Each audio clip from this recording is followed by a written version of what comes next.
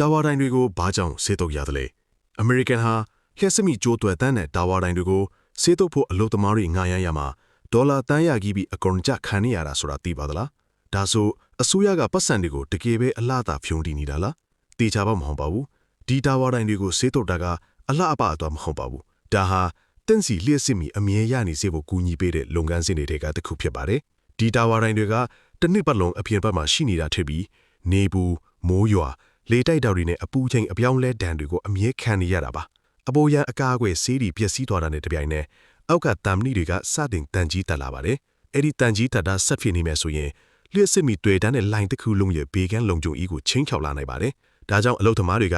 ပေယာနဲ့မိနစ်နဲ့ဒီတာဝါတိုင်းဒီဘောကိုလူကိုယ်တိုင်တက်နေရတာဖြစ်ပါတယ်သူတို့ရဲ့ဖနက်အောက်မှာကျင်းမြောင်းတဲ့တမ်နီတန်းလေးတွေပဲရှိပါတယ်အခြေအများစုမှာသူတို့ဟာလေထဲမှာတွဲလောင်းခိုနေရတယ်လို့ထင်ပြီးအဆောက်အဦကိုတပိုင်းချင်းစီဆေးပြန်တုပ်နေရတာပါရိုးရိုးသားသားပြောရရင်ကျွန်တော်သာအောက်ကိုတစ်ချက်ငှုံကြည့်လိုက်တာနဲ့တင်ခြေတော်တွေတုံနေလောက်ပါပြီပြီးတော့အယောင်ကလည်းလုံခြုံရေးစနစ်ရဲ့အစိပ်ပိုင်းတစ်ခုဖြစ်ပါတယ်အမြင့်ကြီးထီကြီးတဲ့တာဝါတိုင်းတချို့ကိုအနီနဲ့အဖြူရောင်တုပ်ထားတာကအလှအသွမဟုတ်ပဲ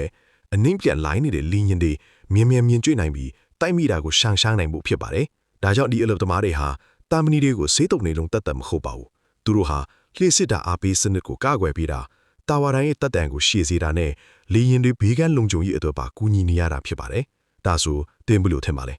ဒီလောက်ငွေကုန်ကြီးခံရတာတန်ရလား